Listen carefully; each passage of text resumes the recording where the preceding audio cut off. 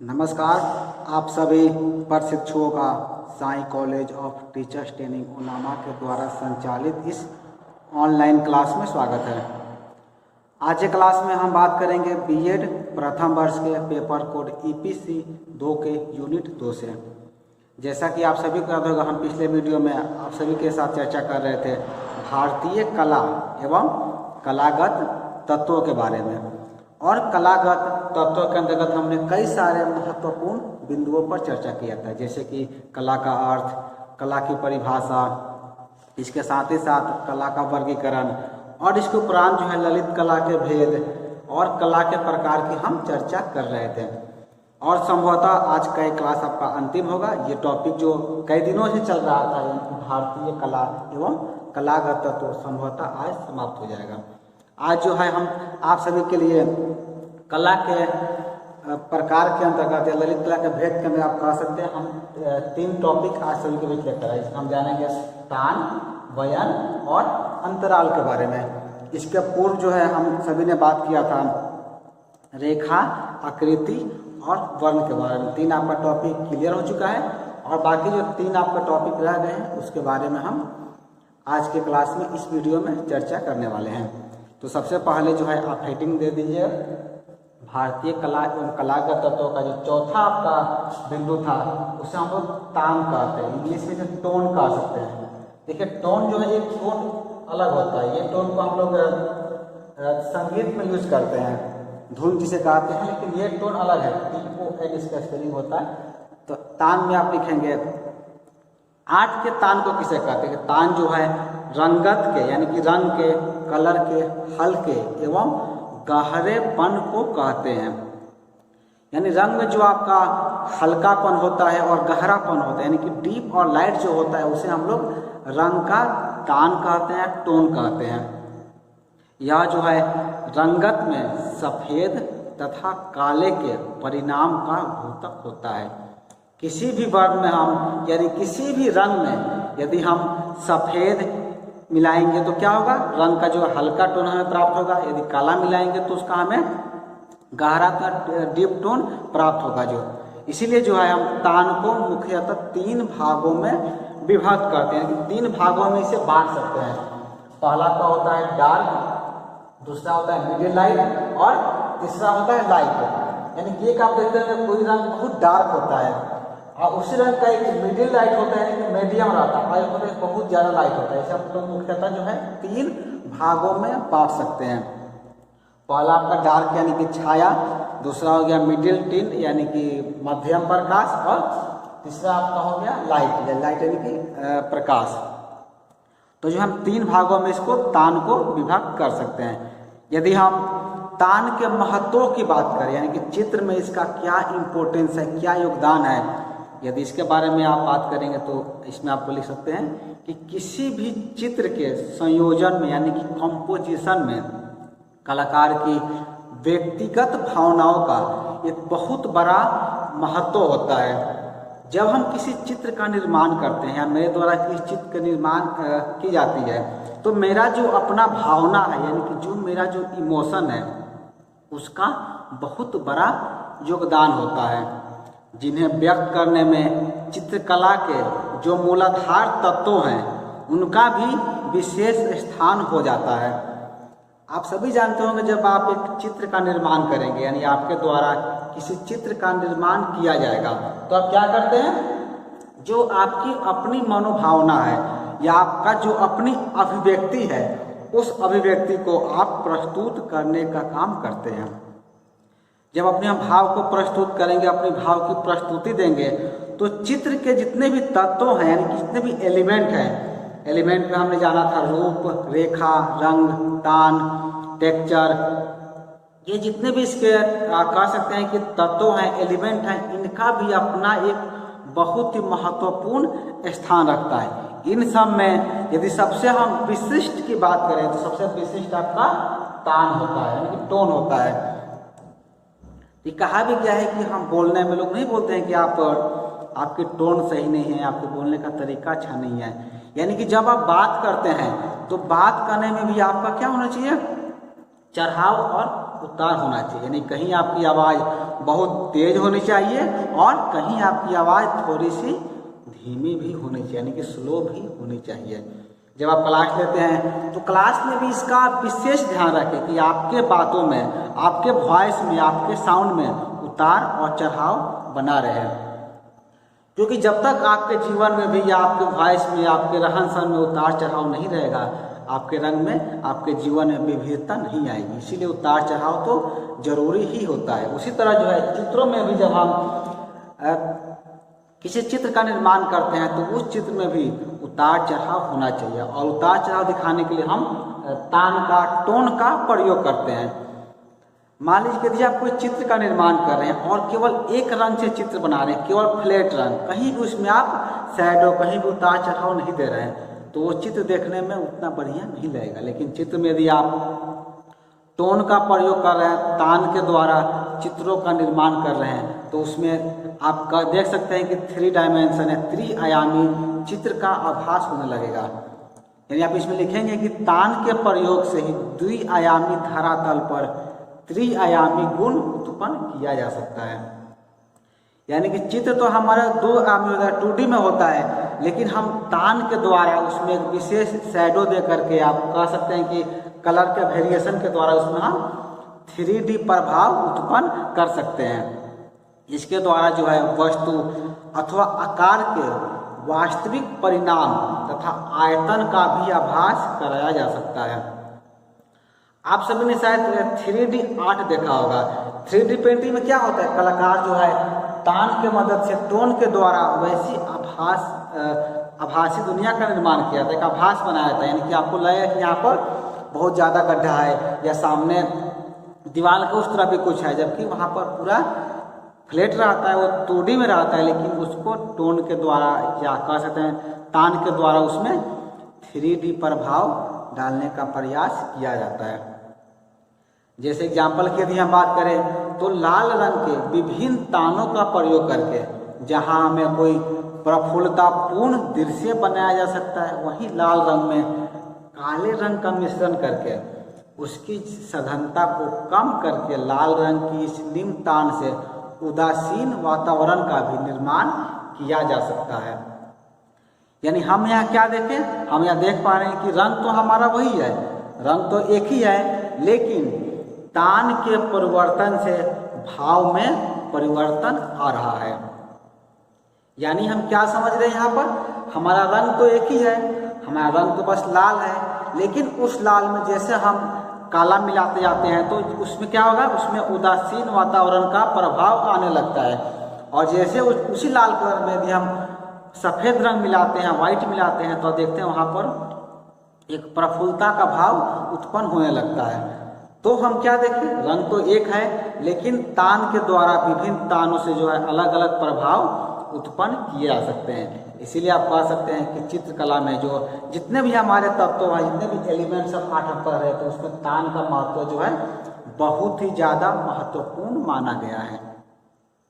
तान के उपरांत आपका 5वां है वयन, जिसे कहते हैं वयन या पोत भी कहा गया है। इंग्लिश में इसे आप टेक्सचर लिख सकते हैं। टेक्सचर आप सभी समझ रहे हो, किसी भी सतह का जो धरातल का जो गुण होता है, उसी गुण को हम लोग पोत कहते हैं, वयन कहते हैं या फिर टेक्सचर कहते हैं।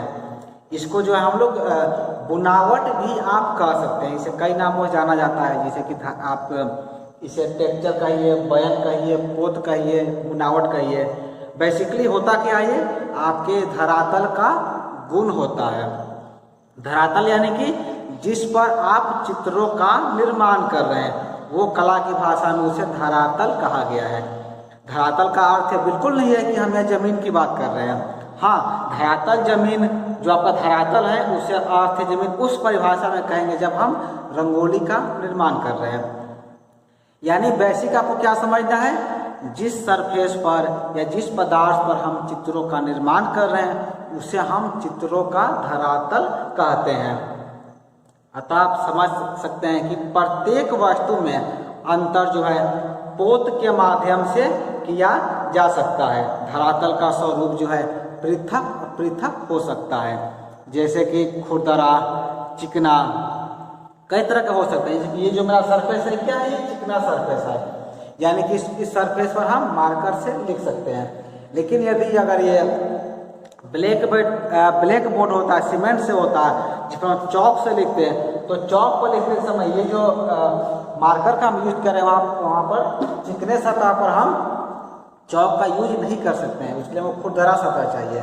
यानी खुरदरा सतह पर हम क्या करते हैं, चौक का प्रयोग करते हैं, चिकने सतह पर मार्कर का प्रयोग करते हैं। तो ये जो मेरा सतह है इससे हम लोग धरातल कह सकते हैं, वयन या पोत के नाम से भी जान सकते हैं। पोत को जो है दो प्रकार से आप अनुभव भी कर सकते हैं, एक होता है चाक्षुष और एक होता है अनुभूति जन्य। अब देखिए दोनों में अंतर क्या है, दोनों में बहुत स्पष्ट अंतर है। चाक्षुष मतलब होता है यानी कि जिसे हम देख सके, जैसे हम इस सरफेस को यदि देखेंगे तो आप समझ पा रहे हैं कि देखने से लग रहा है कि चिकना होगा, तो कैसे हम अनुभव कर सकते हैं। यदि देखने से हमें अनुभव मतलब पता नहीं चल पा रहे, क्या करेंगे, इसे हम टच करके देखेंगे, छू कर देखेंगे, तो दो तरीके से हम इसका अनुभव कर सकते हैं। मान लीजिए अगर ये बोर्ड डाउन करके कोई ब्लैक बोर्ड होता है या फिर आपका ब्लैक सीमेंटेड बोर्ड होगा, तो उसका सतह क्या होता है, खुरदरा होता है, जैसे मैंने कहा इसका सतह चिकना है। तो दो तरीके से हम किसी भी टेक्सचर का अनुभव कर सकते हैं। एक तो आप देख कर सकते हैं, नहीं तो आप उसे अनुभव करके, उसे टच करके, उसे छू करके देख सकते हैं। साधारणतः रूप से जो है पोत के 3 प्रकार माने गए हैं। एक होता है प्राप्त, दूसरा होता है अनुकृत और तीसरा होता है सृजित। इसे आप लिख लेंगे, इसके बारे में आगे भी आपको डिफाइन करेंगे। पहला आप लिखेंगे प्राप्त, ठीक है ना। प्राप्त यानी कि हो गया जो हमें प्रकृति के द्वारा प्राप्त होते हैं, यानी कि हम उस सरफेस को हम तैयार नहीं करते हैं, वो क्या होता है पहले से ही तैयार रहता है, यानी कि निर्मित रहता है। आप प्राप्त का डिफिनेशन लिख लीजिए, फिर आगे हम लिखा देंगे आपको। प्राप्त लिखेंगे, प्राप्त या इसे कल्पित पोत भी कहा जाता है। प्राप्त जो है प्रकृति तथा मानव निर्मित वस्तुओं में होता है। प्राप्त पोत की यदि हम बात करें तो हो गया शिला यानी कि पत्थर, भित्ति जो है, जो गुफा चित्र को भित्ति कहा जाता है, गुफा को, कपड़ा, तारपत्र इत्यादि चित्रों में स्वतः ही आप कह सकते हैं कि वो आपका सरफेस जो है दिखाई देता है। यानी कि तारपत्र आप सुने होंगे, पुराने जमाने में जो है तारपत्र पर चित्रों का निर्माण किया जाता था। तो क्या है, वो प्रकृति से प्राप्त है। वो कपड़ा हो गया, तो कपड़ा क्या है, मानव निर्मित है, तो कपड़ा में भी एक आपका टेक्सचर आता है, कपड़ा पर भी चित्रों का निर्माण किया जाता है। उसके अलावा जो शिलाखंड है, जो पत्थर है, जो भित्ति है, जो गुफाएं हैं, उसमें पहले से क्या होता है सरफेस रहता है, जिसको जो है कुछ सरफेस प्रकृति द्वारा निर्मित होते हैं, कुछ मानव द्वारा भी निर्मित किया जाता है, उसे हम लोग प्राप्त पोत की श्रेणी में रखते हैं। दूसरा आता है अनुकृत पोत, आप लिख लेंगे अनुकृत पोत। अनुकृत पोत में देखिए क्या होता है कि अनुकरण पद्धति द्वारा निर्मित पोत को हम लोग अनुकृत पोत कहते हैं। अब आप सोचें कि अनुकरण क्या होता है। अनुकरण, देखिए अनुकरण मतलब होता है किसी भी चीज को देख करके उसकी हूबहू आकृति को बनाना, उसे हम लोग कहते हैं अनुकरण। तो अनुकरण पद्धति द्वारा यदि हम किसी पोत का निर्माण करते हैं तो उस पोत को कहा जाता है अनुकृत पोत।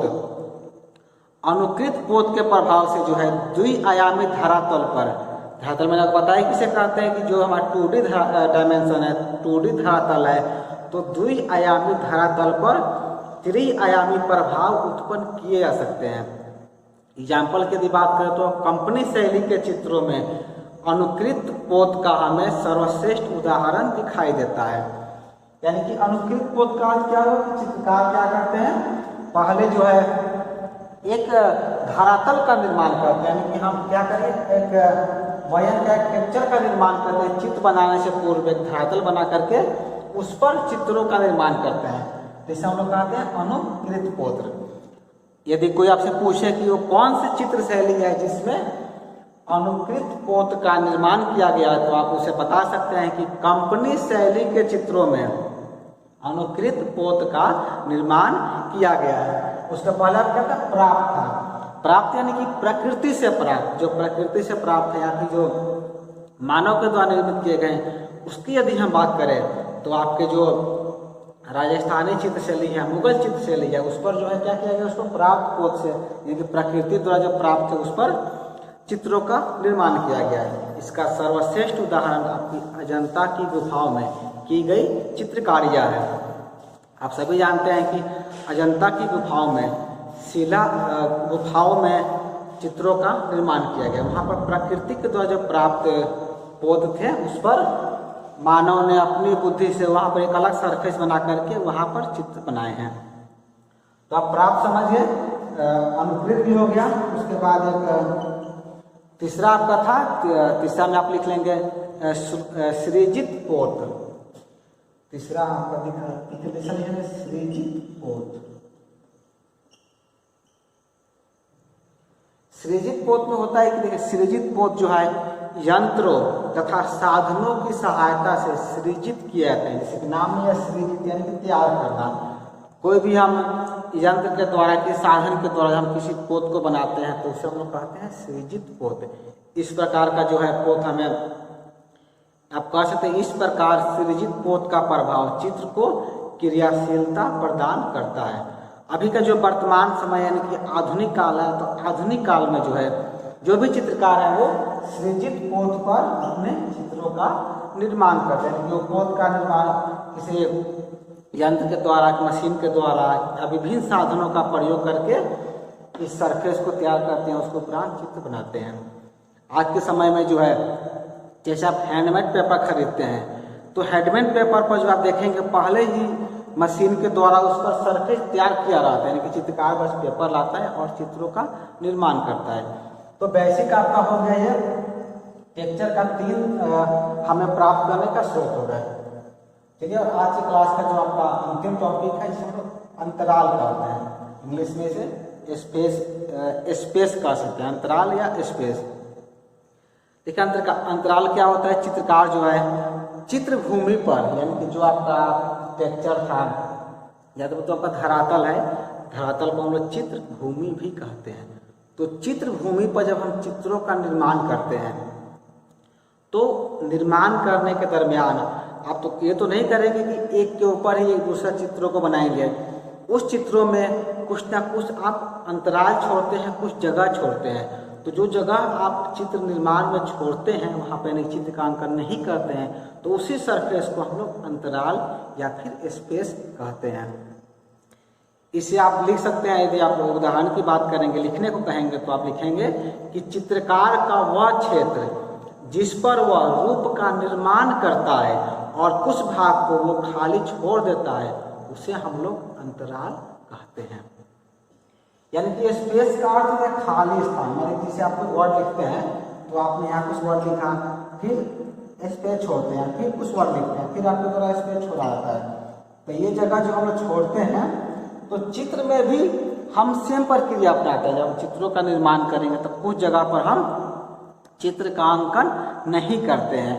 तो जो जगह मेरे द्वारा छोड़ दिया होता है तो वो एक आप कह सकते हैं कि वो भी एक मैनेज करना पड़ता है कि हम कितना जगह छोड़े, किस जगह पर छोड़े कि हमारा चित्र जो है पूरी तरह से बैलेंस लगे, अनबैलेंस भी नहीं हो, चित्र देखने में भी बेहतर लगे। तो उस चीज़ को हम लोग अंतराल कह सकते हैं। यदि अंतराल के महत्व की आप बात करेंगे तो अंतराल के महत्व में आपको लिखना है कि कला के तत्व में जो है अंतराल से किसी न किसी प्रकार से संबंधित होते हैं। अंतराल में जो है सभी प्रकार के रूपों को संयोजित किया जाता है, यानी कि कंपोज किया जाता है। परंतु इन कलाकारों के तालमेल दिखाने के लिए तथा एक रसता से बचने हेतु इसका विभाजन किया जाता है। अंतराल जो है न केवल रूप तत्वों को संयोजित करने का स्थान मात्र है, अपितु चित्र तल पर भिन्न भिन्न प्रभावों को वो उद्वेलित भी करते हैं। यानी कि चित्र जो आपका धरातल का, जैसे मैंने कहा यहाँ पर हम लोग धरातल पर क्या करते हैं, निम्न प्रकार के रूपों का निर्माण करते हैं। इन रूपों का निर्माण करने के उपरांत उस जगह को हम मेरे द्वारा खाली छोड़ दिया जाता है। तो जो खाली जो छोड़ने का जो तरीका होता है, जो संयोजन होता है, यानी कि जो कंपोजिशन होता है, उसे आप अंतराल की श्रेणी में रख सकते हैं या फिर उसे आप अंतराल कह सकते हैं। देखिए एक और चीज़ बहुत महत्वपूर्ण चीज़ है, जब आप चित्रों का निर्माण करेंगे तो उसमें हम लोग परिदृश्य दिखाते हैं, यानी कि पर्सपेक्टिव भी दिखाते हैं। तो पर्सपेक्टिव दिखाने के लिए भी अंतराल का यूज किया जाता है, यानी कि अंतराल का प्रयोग किया जाता है। जब आप चित्र का निर्माण शुरू करेंगे तो बेहतर तरीके से आप अंतराल को समझ सकते हैं। यानी कि हम जो जान रहे थे आपका जो आप कह सकते हैं कि कला के तत्वों के अंतर्गत जो 6 एलिमेंट है, जैसे कि रेखा, आकृति, वर्ण, तान, वयन या फिर अंतराल, इन 6 के बारे में हमने चर्चा किया। इन 6 के कंपोजिशन से, 6 के तालमेल से ही आप बेहतर चित्र का निर्माण कर सकते हैं। इसके उपरांत जो है एक और महत्वपूर्ण टॉपिक है जिसे कहते हैं चित्र संयोजन के सिद्धांत, यानी कि प्रिंसिपल ऑफ पिक्चर कॉम्बिनेशन। ये भी इसी के अंतर्गत आता है, यानी कि भारतीय कला के तत्वों के अंतर्गत ही ये टॉपिक भी इसके अंतर्गत आता है, जिसके ऊपर हमने पहले क्लास में आपको बता दिया है। वो वीडियो भी इसी प्लेलिस्ट में अपलोड किया गया है, जिसे भी आप देख सकते हैं। इसलिए आज के क्लास में इतना ही। हम अगले वीडियो में जो है बीएड प्रथम वर्ष के EPC 2 के अंतर्गत बाकी जो टॉपिक हैं उसके बारे में वीडियो आप सभी के बीच लेकर आएंगे। तो आज के क्लास में इतना ही। आज के क्लास को पूरा देखने के लिए आपका धन्यवाद।